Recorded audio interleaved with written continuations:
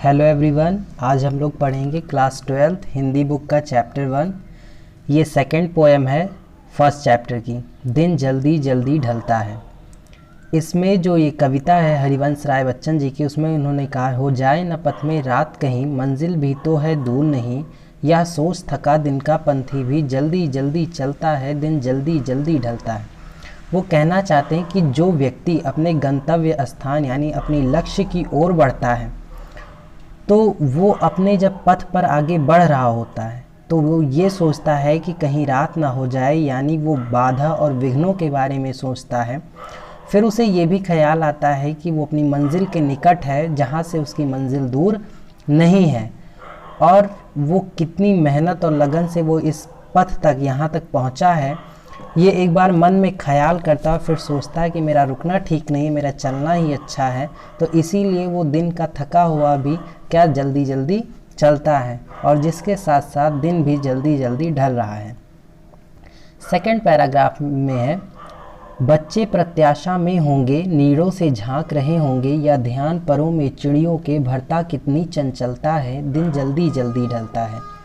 इसका आशय यह है कि जो छोटे बच्चे होते हैं, जो अपने माता पिता का इंतज़ार करते हैं, जो अपने बच्चों के लिए भोजन लाने बाहर गए हुए हैं, तो उनकी आशा अभी बच्चे लगाए बैठे हैं। वो घोंसले में से देख रहे हैं कि उनका पेरेंट्स यानी उनके माता पिता कब आएंगे उनको लेने।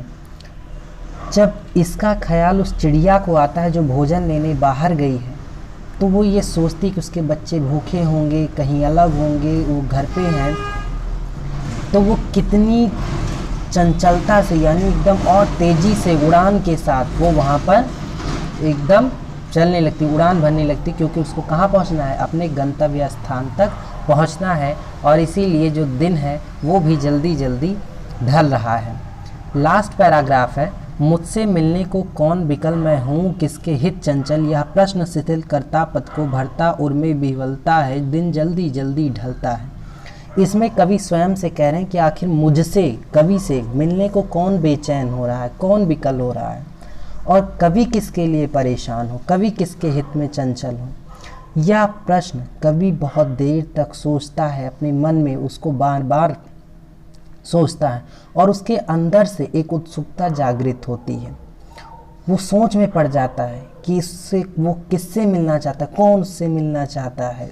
तमाम तरीके के प्रश्न उसके अंदर उठते हैं, और जिसके चलते वो क्या करता है, वो भी एक अपने जो उससे मिलना चाह रहा उसके पास कभी भी पहुंचना चाह रहा है, यानी शीघ्र अतिशीघ्र अपने लक्ष्य को प्राप्त करने के लिए कवि कहता है, क्योंकि सुख का समय कम समय के लिए आता है, अंधकार रूपी दुख का लंबा समय होता है। इसीलिए हमें अपने लक्ष्य तक पहुंचना चाहिए, और लक्ष्य को प्राप्त करने के लिए मेहनत करनी चाहिए, समय अपना व्यर्थ नहीं करना चाहिए, क्योंकि दिन जो होता है वो जल्दी जल्दी ढलता है, दिन किसी के लिए रुकता नहीं है।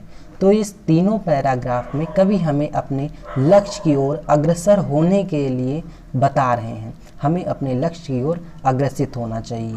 धन्यवाद।